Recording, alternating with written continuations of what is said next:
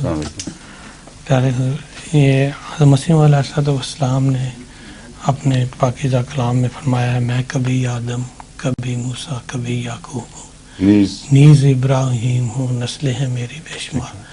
غیر جماعت لوگ اس بات پہ اعتراض کرتے ہیں کہ مسیح موت کا دعویٰ ہے، اور دوسری طرف ان باروں میں اور ایک جگہ حضرت مسیح علیہ السلام یہ بھی فرمایا ہے جری اللہ فی الانبیاء، تو اس میں بھی حضور نے آگے تشریح کی ہے کہ مجھے یہ الفاظ، ہم یہ ان کو بیان تو کرتے ہیں کہ یہ اللہ تعالیٰ کی طرف سے، لیکن ان کی تسلی اس بارے میں نہیں کیا بیان کرتے ہیں آپ کہ اللہ تعالیٰ نے یہ نام دیے ہیں حضرت مسیح علیہ السلام وہ اسی پہ تو اعتراض کرتے ہیں کہ اللہ ایسے نام نہیں دے سکتا۔ یہ تو کوئی جواب نہ ہوا۔ قرآن کریم میں کوئی اس کی مثال نہیں، اذ الرسل اقتت، وہ زمانہ جب کہ رسول کھڑے کیے جائیں گے، اور وہ قیامت نہیں ہے، وہ یہ دنیا کی بات ہو رہی ہے، علامتیں اس دنیا کی آنے والی ہے۔ تو ہاں نہیں، جری اللہ فی حلل الانبیاء کا یہ معنی ہے۔ اور اس میں دوسری بڑی بات یہ ہے کہ آن حضرت صلی اللہ علیہ وآلہ وسلم کی شان کی خاطر حضرت مسیح موعود علیہ السلام نے یہ شعر میں کہا کہ میں کبھی آدم، کبھی موسیٰ، کبھی یعقوب ہوں، نیز ابراہیم ہوں، نسلیں ہیں میری شمار۔ یہ سارے انبیاء حضرت محمد صلی اللہ علیہ وسلم کے نیچے کر دیے گئے ہیں۔ خاتم الانبیاء کا ایک تو فرضی دعویٰ کرتے ہیں مولوی، جبکہ پرانے انبیاء آئے اور ان کے گزر گئے اور ان پر رسول اللہ صلی اللہ علیہ وسلم کی کوئی حکومت نہیں چلی۔ ایک آخری زمانے میں اظہار دین دین کلہ ہی ہونا تھا، یظہرہ علی الدین کلہ ہی، اس میں ان سب پرانے بادشاہوں کی امتوں نے محمد رسول اللہ کی سرداری قبول کرنی تھی، بس وہ سارے پرانے انبیاء گویا دہرائے گئے ہیں دوبارہ، اور سب کو نیچے دکھایا گیا رسول اللہ صلی اللہ علیہ وسلم کے۔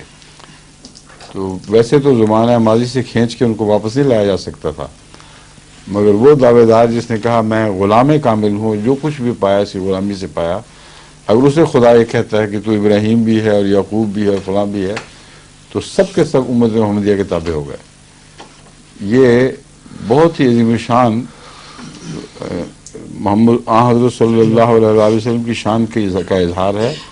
اسی لیے اقتت میں جو رسول کا صیغہ استعمال فرمایا ہے، اس میں الرسول سے مراد تمام رسول میں سمجھتا ہوں، جمع کا صیغہ ویسے نہیں ہوا۔ الف لام بعض دفعہ کامل جمع کے لیے آتا ہے، الحمد، تمام تعریفیں، ایک بھی باہر نہیں۔ تو جب الرسل اقتت ہوں گے، وَإِذَا الرُّسُلُ اُقِّتَتْ، تمام رسول اس وقت مبعوث کیے جائیں گے محمد رسول اللہ کے تابع، اور پھر اظہار علی ادیان کل ہوگا۔ تو یہ تو بڑی شان کی باتیں ہیں، جن کو سمجھ نہیں آتی ان سے سر ٹکرانے کی کوئی ضرورت نہیں، کیونکہ جن کو خدا نور نہ دے وہ دیکھ نہیں سکتے۔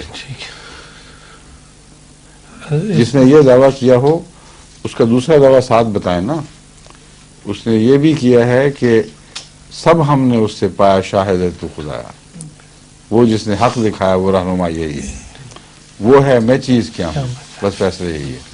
تو یہ آواز دے رہا ہے، وہی یہ آواز دے رہا ہے۔ دوسرے، اب آپ نے سوال کیا ہے اچانک، میرے پاس حوالہ موجود نہیں، مگر میرے پاس حوالے کثرت سے ہیں۔ میں پہلے اسی سوال کا جواب اس MTA پہ دے چکا ہوں حوالوں کے ساتھ، کہ پرانے بزرگوں نے یہ پیشگوئیاں کی ہیں، شیعہ ائمہ نے بھی اور مسلمان ائمہ نے بھی، کہ جب مہدی آئے گا تو یہ دعوے کرے گا، وہ کہے گا میں محمد بھی ہوں، میں ابراہیم بھی ہوں، میں فلاں۔ شیعہ کتب میں تو لکھا ہے، وہ کہے گا میں محمد ہوں اور میں علی ہوں اور میں فلاں ہوں اور میں فلاں ہوں، بعد میں نسبتاً کم درجے کے بزرگوں کا ذکر آئے گا۔ تو وہ پیشگوئیاں کیوں کی جا رہی تھیں؟ گستاخی کی خاطر۔ اس لیے وہ پیشگوئیاں اگر سچوں نے کی تھیں تو پوری ضرور ہونی تھیں۔